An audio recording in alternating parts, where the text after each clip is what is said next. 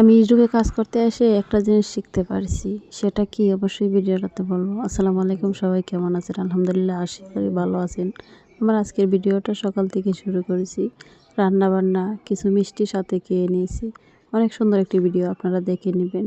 কেন এ কথাটা বলছি জানেন? একদিন যদি কাউকে সাপোর্ট না করেন, পরের দিন আর তাদেরকে খুঁজে পাওয়া যায় না। কিন্তু কেন? আজকে সাপোর্ট করতে না পারলে কি হয়েছে? কালকে তো অবশ্যই সাপোর্ট করব। কিন্তু আপনাদের মনে কি জানেন যে একদিন সাপোর্ট করে গেছে আর আসবে না, আর সাপোর্ট করবে না। কিন্তু আমরা এরকম না।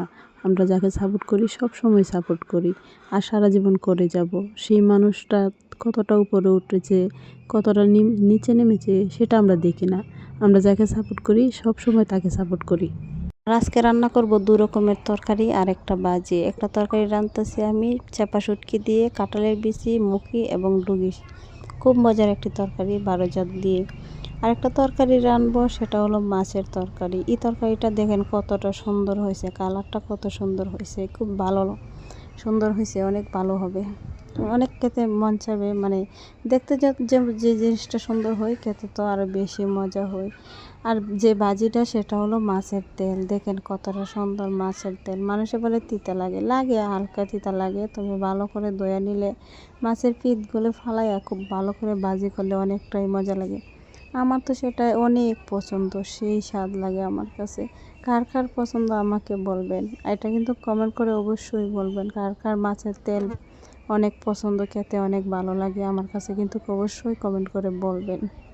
কথা কি জানেন, আমরা কেন জানি একজন আরেকজনকে হিংসা করি, হিংসা ছাড়া থাকতেই পারি না। আচ্ছা, আমরা যদি একজন আরেকজনকে সাপোর্ট করি তাহলে সেটা কি দোষের হয়ে যায়? হিংসা করলে কি কেউ কারো কাজ করতে পারবে? অনলাইনে এসে কেউ কি পারবে যে এই কাজটা করতে পারবো? দোষ ছাড়া গুণ দিয়ে গেলে কি পারবে? দোষে গুণে মিলেই করতে হবে।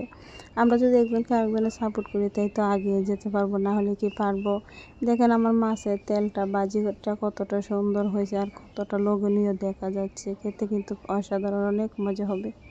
এটা কিন্তু সেই স্বাদ। আজ রানবো আমি মাছ দিয়ে শশার তরকারি। কারা কারা মাছ দিয়ে শশা খান সেটা বলবেন। আমি তো কিন্তু শশা এমনিও খাই, আবার তরকারি রান্ধে খাই। তরকারিটা খাইলেও কিন্তু অনেক মজা, সেই স্বাদ। আমি মাছ দিয়ে শশা দিয়ে সবসময় তরকারি রান্ধি, তবে মাছের মাথা দিয়ে রান্নলে আরও বেশি স্বাদ লাগে। আপনারা কিন্তু একবার ট্রাই করে দেখবেন, মাছের মাথা দিয়ে শশাটা কতটা মজা। খুব জিতা জিতা মাছ ছিল, অনেক তরতাজা। মাছটি আনছে যে সময় সে সময় একদম নাচতেছে, এই জন্য মাছের মাথাগুলোকে আমি টানাইনি, এমনি দিয়ে দিছি আর ভাজি করিনি। ভাবছি যে আর ভাজি করতে হবে না, আজম মাছ আজম তরকারি, এতে কিন্তু অনেক মজা হবে, দুর্দান্ত স্বাদ হবে। আর সাথে আমি একটু রান্না শেষে একটু মিষ্টি খেয়ে নিলাম। রসমালাইটা আমার খুবই পছন্দ, আমার অনেক দিন ধরে মন চাইতেছে খাওয়ার জন্য, আনিও না খাইও না। তাই আজকে মেহমান আসছিলো, মেহমানে নিয়ে আসছে, রসমালাইটা খাইতেছি, অনেক স্বাদ, সেই স্বাদ।